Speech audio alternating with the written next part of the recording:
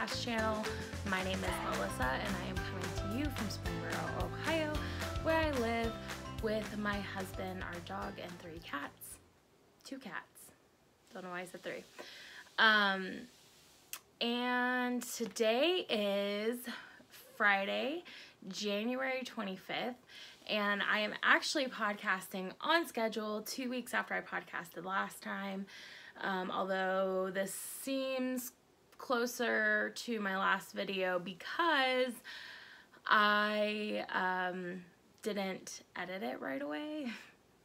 So it didn't get uploaded until this week. But I'm going to try to be better and do better. That's all I can do is try. So I have an exciting episode today. No giveaways today, but I do have a ton of finished objects. I have 4 knitting finished objects and 2 spinning finished objects. And I have 1 knitting whip and 1 spinning whip. So let's get started. So I'm going to jump right in with this shawl. So this is my Get Together Wrap by Joji Locatelli, and using the Jimmy Beans Wool Advent Calendar. And I'm going to take it off to show you guys. But, guys, this wrap is one of my favorites that I've made.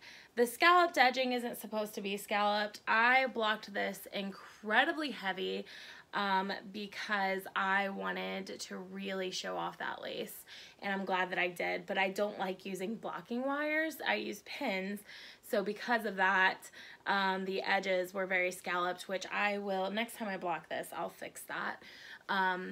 But guys, this is so pretty. I will say I had to really stretch it to get it as long and wide as I wanted. But it's so, I love it. I absolutely love the construction.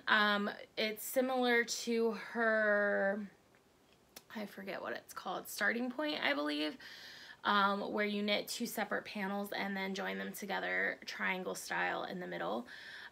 There's all different kinds of yarn used in this. Lobby and May, that is, I believe, this one right here. Is that right? Yeah. This one.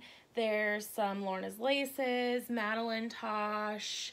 I'm having a hard time remembering what else was in this, but there's a lot of different fibers. It was an awesome fiber tasting and basically made me fall in love with Lobby and May yarn. But I don't know. Yeah, I don't know if I'm going to keep this or gift it. My head is telling me to keep it because it's so pretty. But I really enjoyed making it, and I finished this on Scrappy Sunday. So, and this was actually the Scrappy Sunday right after I podcasted last time. So that was, yeah, it's been done for a while now. At least a week. So I really love it. And people keep asking me if it's on Revelry. I'm not sure. I know that it was exclusive to the Advent calendars during Christmas time, but I'm not sure if she's released it yet or not. My second finished object is this Raina shawl by Mountain Color Yarns. And I would call this more of a shawlette because it is a bit smaller. If you're looking for something with less bulk that's super light and airy for the springtime, this is the perfect shawl for you. I'll just hold it up so you can see the details of the yarn itself. This is using Mountain Color Yarns Twizzlefoot Sock in their Hummingbird colorway, and I actually will be putting up a separate video so you can check that out to review the yarn itself. But as far as the pattern goes, this is a beautiful, easy, quick, one skein wonder project. If you have a skein of yarn that you're not quite sure what to do with, and you have somebody with a gift or with a celebration coming up, you can do a quick gift knit for them. I feel like I barely worked on this, to be honest. I mean, I feel like it took me a couple of hours. It did take me a while to actually finish it because I didn't work on it as much as I wanted to, but it's just, incredibly easy to memorize, quick construction, easy to keep track of where you're at within the project, and I highly recommend it. I actually prefer this over the Hitchhiker. The Hitchhiker for me just, I prefer triangle shawls. I don't know why, but I prefer triangle shawls and wraps over, and crescent shawls. I like crescent shawls too. I don't like the asymmetrical shawls as much. So they're just a little bit more difficult to wear, but I highly recommend this. This is the Raina shawl. And I still have to weave in my 2 little ends, but I was going to do that before I started podcasting. I realized I didn't have my needle up here. So anyway, I'm really happy with it, and stay tuned for a review in a different video of the yarn. So then I have my Desert Vista Dye Works socks. Guys, this is one of my favorite colorways I knit up. I'm not a blue person, but these are just so pretty, and I have these on my Honeybee Knits sock blockers from Knitting Left, but oh, I love this. This is called the Hubbard Glacier, and I'm hoping to get some good finished object photos of these today so that I can post them in her Revelry group. But I'm really happy with how they turned out. They were a quick knit. I hosted a 24-hour Knit-A-Thon this past Saturday, which is why I have so many finished objects. I was able to finish these socks. I was able to finish my Raina shawl, and I was able to work a little bit on a new sweater cast on, which I'll talk about in a minute. But guys, oh, I'm so in love with these. I've actually blocked them. I haven't been blocking my socks recently, and now I remember why I normally do, because they just look so much better.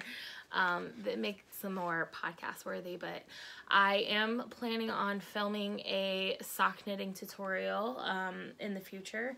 I've been helping a few people figure out their vanilla sock patterns, so I've decided to go ahead and do a tutorial for it. I just haven't gotten around to it yet, and it'll be coming soon. But I'm really happy with those. And then my last finished object is actually a design that I've been working on, and I'm not releasing the name or anything of it yet because there's still some modifications that I want to do for this pattern. So, but I did finish it on Monday. I'll show you what it looks like. I'm not a hat person, guys, but here it is. So get kind of close to the camera. It does need to be blocked a little bit because it is mosaic knitting, and the stitches out here need to be blocked up. But I am going to be casting on a second version of this hat on Monday in the opposite colors, and for the most part it's going to be the same. There's 2 major modifications that I'm making. I'm making the rim a 1/2 inch longer, the rib, and then these stars I'm actually bringing down to here. So let me take it off and hold it up to the camera so you guys can see it better, but here it is. So these stars are actually going to start right past the swirls, and then this rib is going to be a little bit bigger. So this is probably going to be my medium size. It might be my small actually, and then I might knit just 2 sizes, so then I'll have a small and a medium large size. But this is gonna start down here, and I might make the crown a bit longer just to give a little bit of extra room, but it is supposed to be a fitted beanie hat. So once I get that, a couple more of these knit up, I will type out the pattern and send it out to a few test knitters, and then from there I will publish it. It'll only be a couple dollars though, but I figure since I spent all that time on it, if anybody else wanted to knit it, I would put it out there for anybody else. But so this is something that I wanted to make for a gift, and I couldn't find a pattern already out there, so that is why I decided to go ahead and design it. And this is a it's a gender. I did make it so that it's a bit gender neutral. It could be for male or female. I don't like this gap right here. I'm taking that out. And yeah, I really love it. And I'm not really, like I said, I'm not releasing the name. Oh, I used my in the navy colorway and my Panning for Gold colorway on this.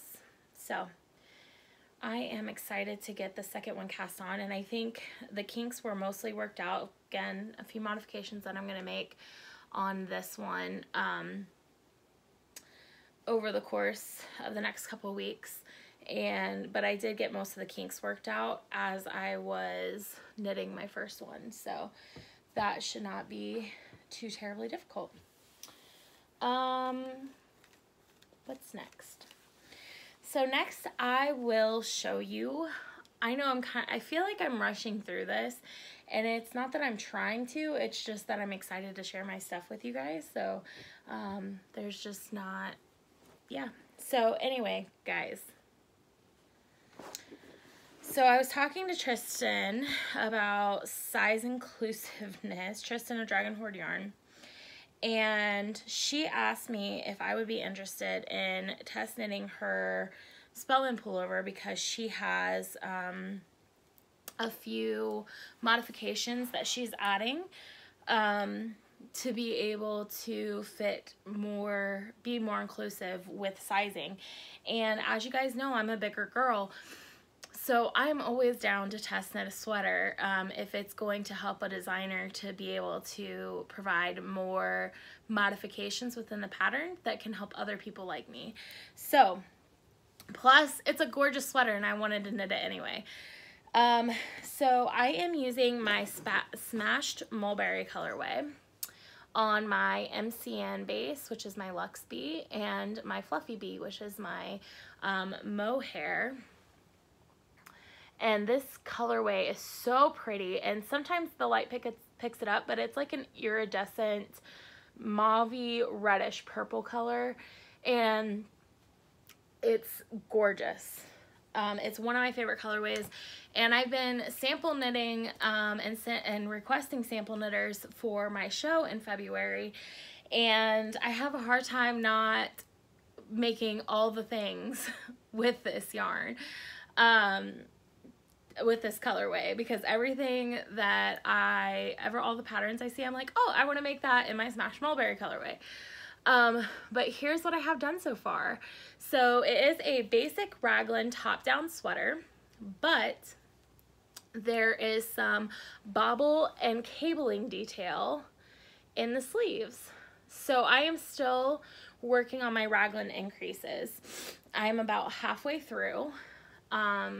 It doesn't look like it because I've got it smushed on these 32-inch cables, but I am halfway to splitting for the sleeves, at which point I'm going to put it on waist yarn and try it on and make sure it fits my bust correctly. And if it does, I will keep moving on. The body will probably fly because honestly, this is like such an intuitive pattern. I have to admit, the first couple rows, I really had to pay attention to what I was doing. Because not only are you setting up for raglan increases, but you're also setting up for the bobble cable repeat. But once you get about 4 or 5 rows in, this pattern is so easily memorizable. And what I did is I keep a little notebook next to my knitting, and as I go through, and I have a row counter, and so as I go through, my row counter keeps track of my cable repeats, because I believe it's like a 14 row cable repeat. So it keeps track of what row I am for the cable bobble repeat, and then every time I finish a raglan increase, which is a couple rows, I will put a little mark down, so at the end I will know when I have done the necessary amount of cable increases. But I'm trying to get a side view for you guys so you guys can see the mohair, but it is so incredibly soft. I decided to use my MCN because everybody deserves cashmere in their lives, and I am just so incredibly happy. I would easily pay $100 or more for a sweater like this retail, that fit me properly, and the fact that I can knit one is just like, it makes me so happy. And this design, just the sweater is just fun in it. It's really honestly all I want to work on. I've had a hard time forcing myself to work on other stuff because I just want to work on this, and I'm hoping to have this done before my show in February so that I can wear it in the booth. And yeah, just super happy with it. I'm using my 3.5 millimeter US 4s signature needles. I need to do a full needle review because here's the thing. I have complained about signatures, I've raved about signatures, and I've done that with every single one of my needle sets. There's always something good and always something bad. I don't think there is a perfect needle, but what I will say is certain needles are better for certain projects. For example, when I tried to knit a shawl on my signatures, I hated them. I was like, they're not worth it, don't waste your money. But when I do sweater knitting on these needles, they're my favorite. These are my favorite for sweater knitting. The reason why I have trouble with them for shawl knitting is because of the joins, but I don't necessarily think it's a needle problem. I think it's a yarn problem. I think if you're using smaller yarn on larger needles, it gets caught on the joins a lot, and that's very frustrating. So after using these on my sweater, I've fallen back in love with them again. So I do recommend them for sweater knitting. Got my coffee in my Las Vegas mug today.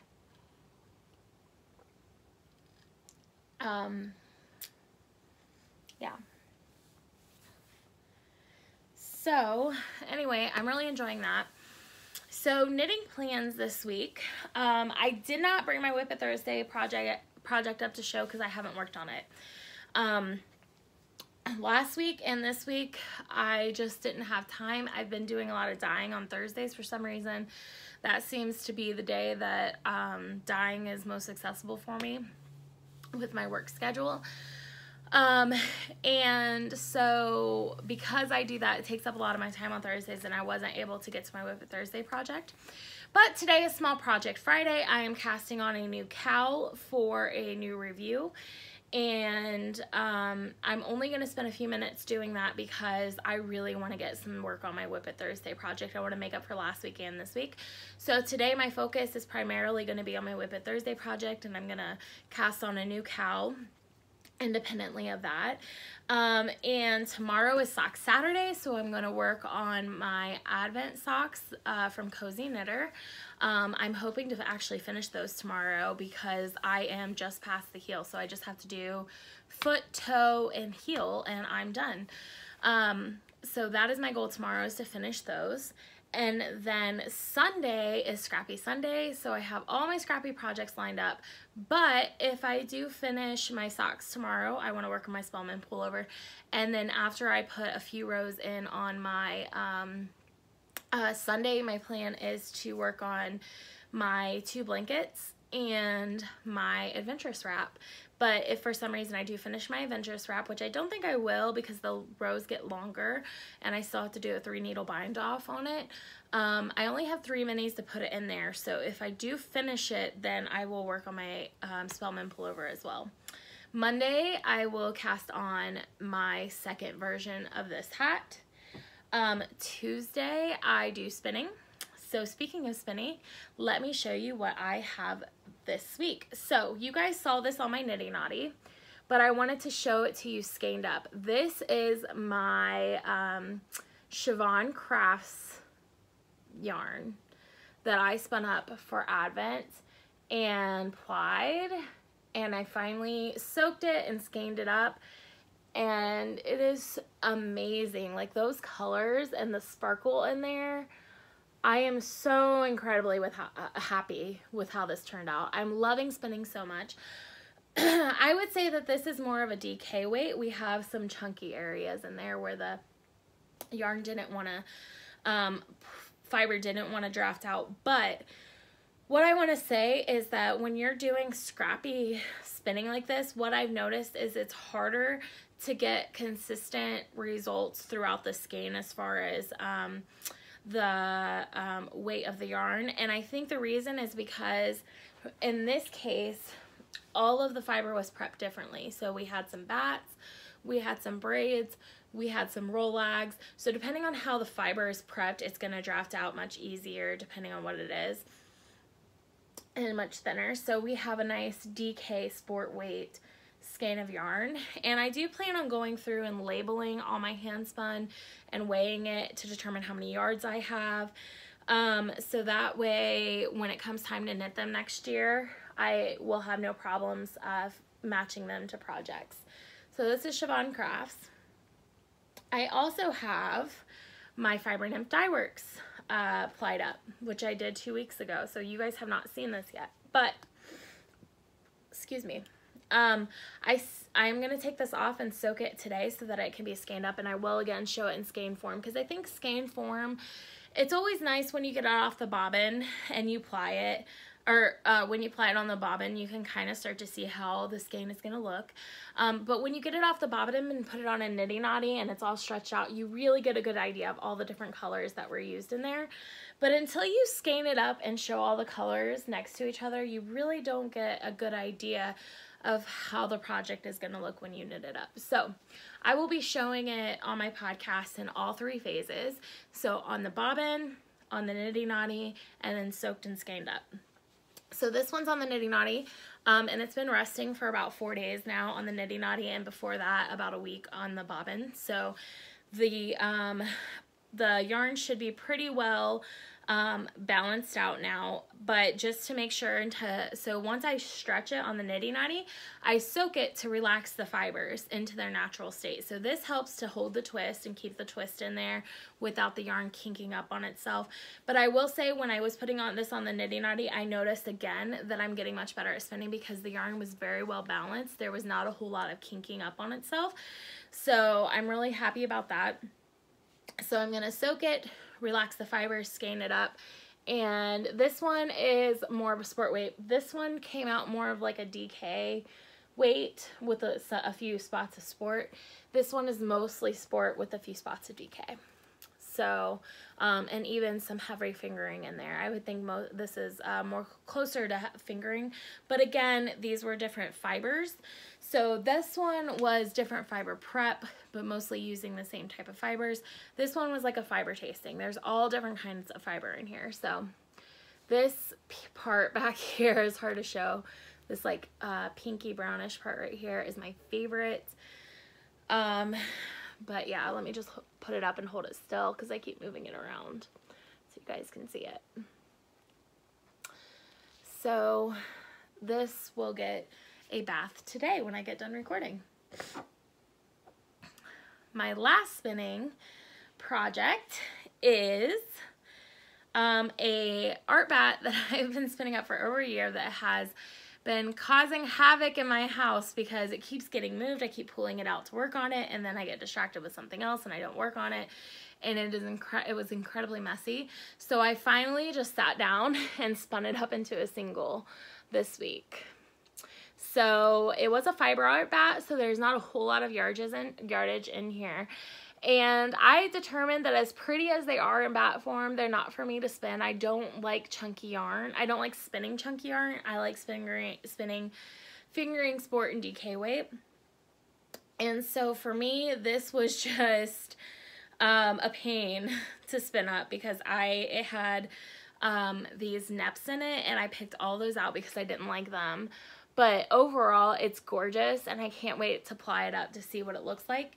I am going to be moving it from the bobbin to the Knitty-Knotty today to rest as a single ply, and then on Tuesday I will wind it up into a cake and ply the center. That's how I like to 2-ply my yarn, and the easiest way for me to do that, to make sure I get the most yardage and I don't have any leftovers, is to ply from the center and the outside of the cake of yarn, which is my favorite method. So I've tried chain plying. I didn't really enjoy doing it. I felt like this was much easier. and I like the finished look of it better. And chain plying is for those of you that don't want a 2-ply yarn, people that want a 3-ply yarn. I prefer 2-ply yarns, so it doesn't bother me.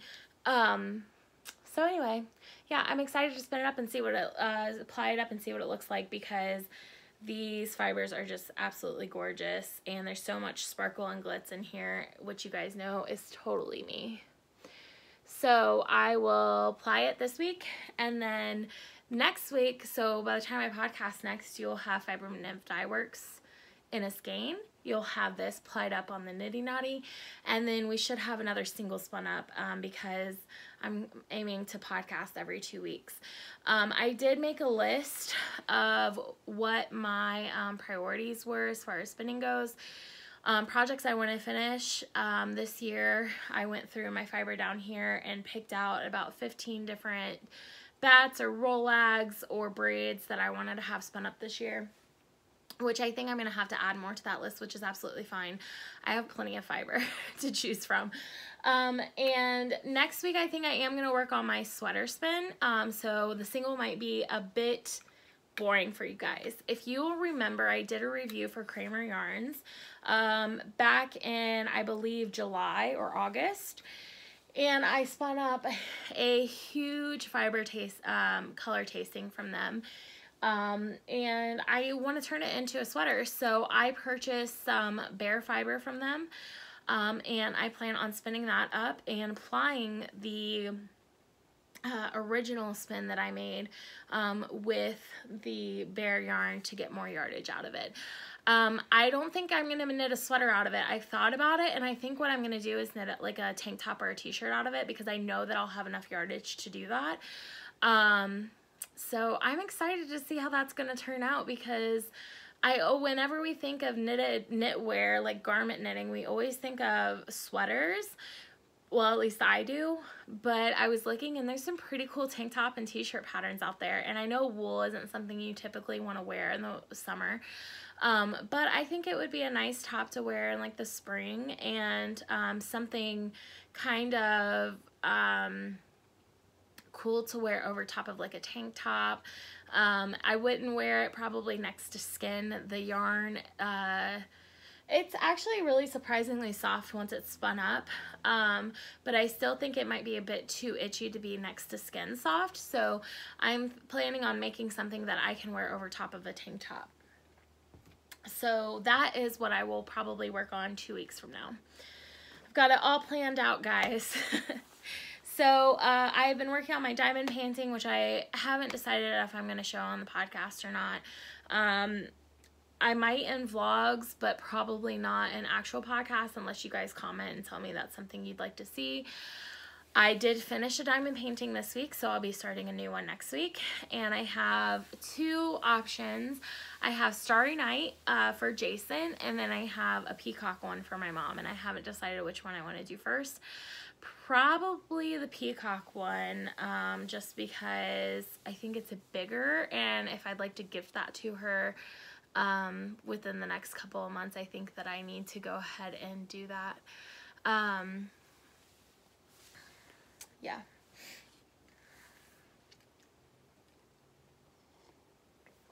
So there was lots of knitting and spinning content today, which I'm really proud of.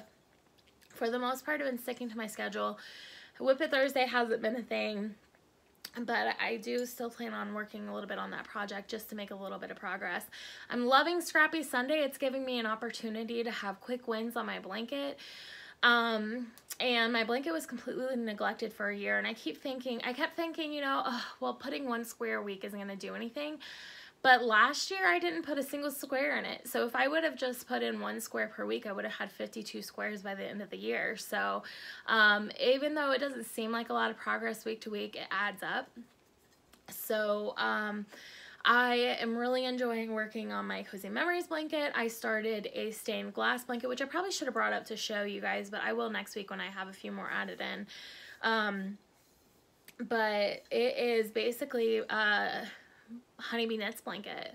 It's all Honeybee Knits yarn, so that, and I decided to do that so that I could show how some of my tonals actually knit up. Tonals, variegated, it's all my colorways, and I'm actually looking into hiring a photographer for product photos, because I get incredibly frustrated with trying to photograph the yarn, because the colors, as the problem, and I guess it's a good problem to have, my photos do not, and I've had this said to me multiple times, and it is true, if I was an unbiased person looking at my yarn from an outside perspective, the photos don't do my yarn justice. My yarn is very, some of my colorways, some of them might, like, I know I'm biased, but I really am proud of them.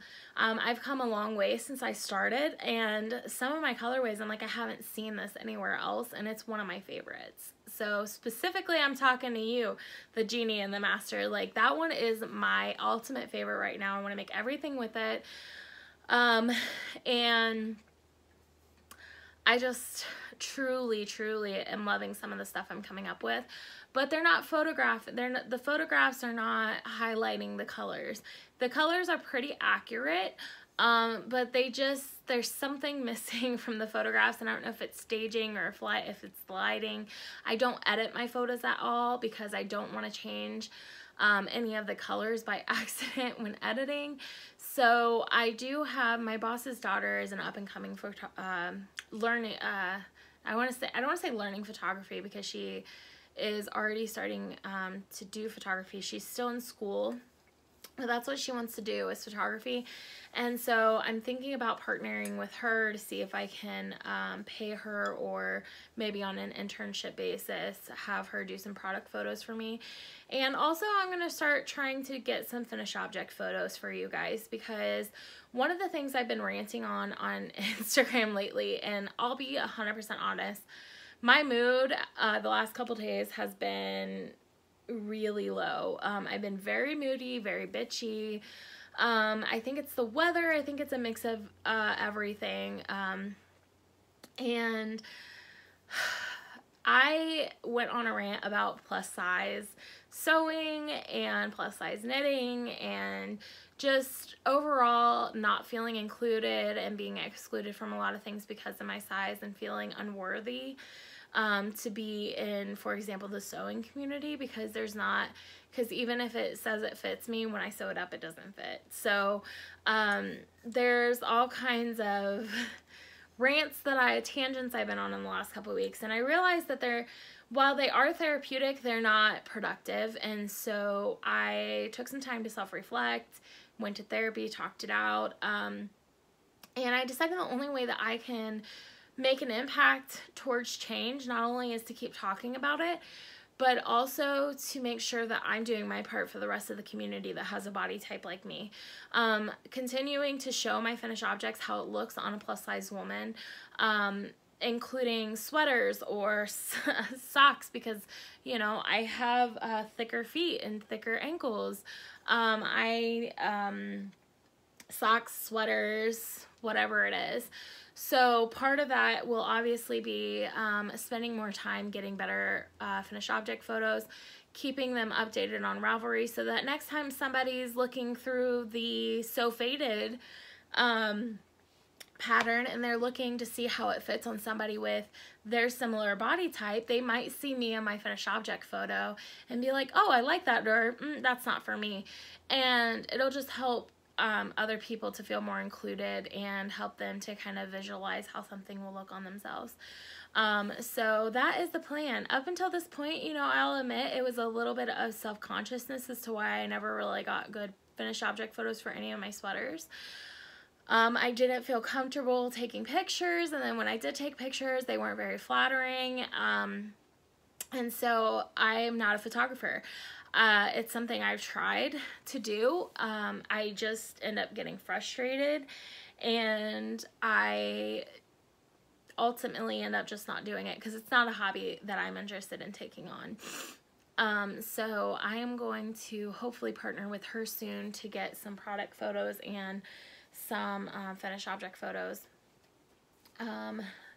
just to try to overall make my knitting world a better place for me and for others that are like me or not like me. Like, you know, there's nothing wrong with diversity. So, yeah, so my week has been interesting. Although it's been very productive craft-wise, work has been crazy. I had a few days off over the weekend, and for some reason this week was just a hard one. I don't know if it's the full moon or what, but it just hasn't been a good week at work. It's been stressful. I did dye yarn yesterday. I dyed up the Yarn of the Month club, which will go out today. And I dyed half of the February holiday sock sets. I ran out of my worker bee base. So I have 5 people that I'm going to wait and ship them all out together. I'm not going to ship those out today just because I don't want the people that don't have theirs to be spoiled. So there are 5 worker bee sock sets that I am going to be dyeing up hopefully this weekend. I'm hoping to do it tomorrow or Sunday. The problem is that my yarn's being delivered tomorrow, and it normally doesn't come first thing in the morning. My yarn shipping is very fast. I just ordered it yesterday, and it's going to be here tomorrow. I love the company that I use, but it normally comes around like 1 or 2 in the afternoon, and my mom's birthday party is tomorrow, so I don't think I'll be able to dye tomorrow. And then Sunday is Jason's birthday, and I don't think it's fair for me to be like, I'm sorry, honey, you can't use the kitchen today because I'm dyeing yarn on your birthday, or we can't leave the house to go do whatever you want to do because I'm dyeing yarn on your birthday. So more than likely, and then I work Monday, so more than likely it won't get dyed until Tuesday, but that's okay. You guys will still have them in time for, they'll still be shipped by February 1st, which is what I guarantee, so it should be okay. I have some costumes coming. If you haven't seen, I have been doing I announced my Cult Classics theme for 2019's Yarn of the Month Club, and the first month, I'm not going to yet spoil what it is, but it's pretty obvious from the photos. I've enlisted the help of my brother-in-law and his girlfriend. She's a makeup artist. Hi, Lauren. I don't think you're going to watch the podcast, but huge shout out to her. I plug her all the time on my Instagram feed. She does amazing YouTube tutorials for makeup and gives great skincare suggestions. So you guys should definitely go check her out if you're at all interested in any of that. And so she came over to do some stage makeup on my husband and my brother-in-law for the photo for January, which is the inspiration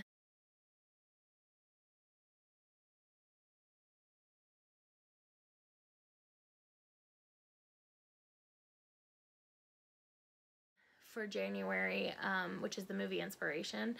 And then February's movie inspiration I'm so excited about. It's one of my favorites. I'm not going to say what it is, but you guys will know from the pictures. And as soon as I get to the costumes, we're going to do the pictures. And I'm excited because I get to be involved. I actually have a costume for myself, so I will be in the picture this month instead of just my husband and his brother. It'll be me and my husband. So Jason is totally getting on board and into this idea. It's been hard getting him interested in my yarn dyeing business because he wants to have nothing to do with yarn, quite frankly, unless I'm knitting him socks or a hat.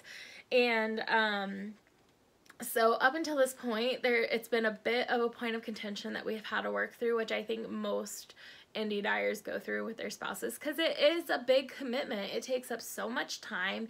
It makes your house smell. It takes up your kitchen space if you don't have a studio.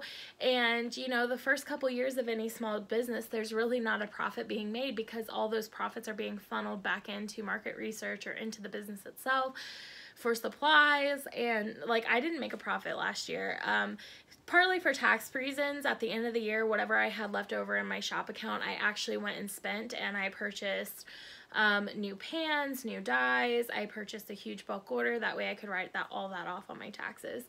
So a little tip for those of you that are starting up your business. So this year I did make a little bit of a profit, but after I write off my traveling expenses, because I'm going to claim things like my trip to Rhinebeck, not all of it, but some of it, because I was doing market research while I was there. So that kind of stuff, after I read all that, it wasn't much of a profit. So it does take a while to get to a place where you have a good, steady customer base, and you are, you know, you've already invested in your equipment. And this year, for example, a lot of my expenses are going back into shows. So it's my first time going to be vending, so that's going to be, a big expense for me this year. Because you have to dial that yarn up in advance, and you have to buy setup equipment, and you have to travel to get there. And for example, my dad bought a van for me to use that he's fixing up for when I travel, because Jason and I just have cars. So obviously I'm not writing off it's my dad's van, but he bought it so that I can use it when I travel to my shows. So it's gonna be a learning experience for sure. But anyway, so it can cause a lot of stress on the relationship. And so up until this point, you know, we've had to have a lot of conversations about, is this really something that I want to continue doing? Is it just like something where I thought I was going to make money, or is this like a passion? And it is 100% a passion for me. And it took a while to get him to understand that and to start to see the benefit of it. And now that he has, and I've started getting more creative with my products, with my product photos, he's totally on board. He's the type that is not shy from a camera. So he loves doing the makeup and dress up. Not that he likes putting makeup on, but he likes doing the role playing, and he did the photo edits for me. And he's, as of right now, he seems to be pretty much on board. So I'm excited to finally have him involved in some way where it's not like a negative thing, and it's actually a positive. So anyway, so I have a lot of fun stuff coming up this year. The reason why I haven't really mentioned where my show is in February, it's because it's actually a knitting retreat, and I believe that they're already booked. And it's more of like a trunk show than an actual show. She only has like 5 or 6 vendors, I think, and it is hosted by a local yarn store. But my first big show is in Kentucky in May, and I highly recommend any of you that are local within the Kentucky, Indiana, Ohio area. It's definitely worth a trip to experience at least once. It's basically Kentucky's version of our wool gathering, which if you've been to Yellow Springs wool gathering, you know it's absolutely amazing. There's a lot of, and it's kind of central, so there's some of the vendors that don't travel as far north to wool gathering, are actually in Kentucky. So for example, up until this past year, Lady and Fiber Arts was there, but before that they weren't at wool gathering. So they were in Kentucky. People from Tennessee, all the southern states, showed up to Kentucky because it was a little more localized for them.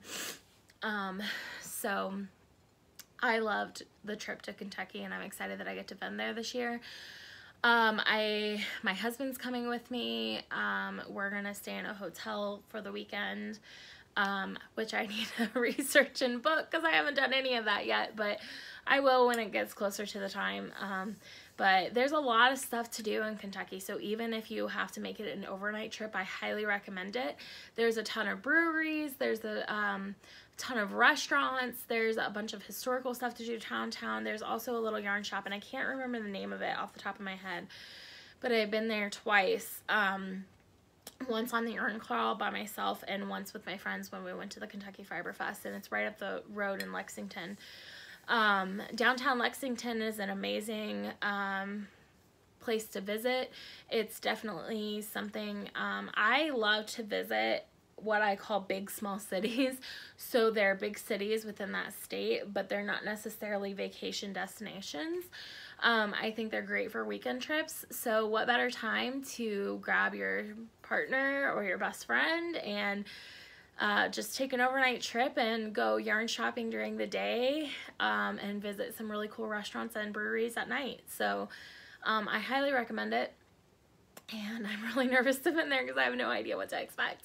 I mean, I do because I've been to so many yarn festivals and I've seen the setup, but it's still nerve-wracking trying to figure out how much inventory to take and what's going to sell versus what isn't going to sell, because you don't want to waste money creating inventory that nobody wants. So it'll be fun.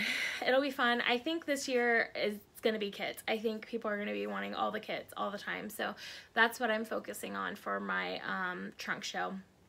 I mean, I have some single skeins, but for the most part, I think I'm going to do a bunch of kits. So anyway, I've been rambling on for like half an hour now, so I am probably gonna go clean up a little bit and get started on some housework. Oh, and I'm making, it'll probably be a Pinterest fail. I don't know. I am making a Reese's explosion cake for Jason, and I don't think it's gonna go well because I am not a cake decorator. But I bought all the supplies and we're gonna try it. We'll see how it turns out, but that'll be fun and probably take up most of my time today.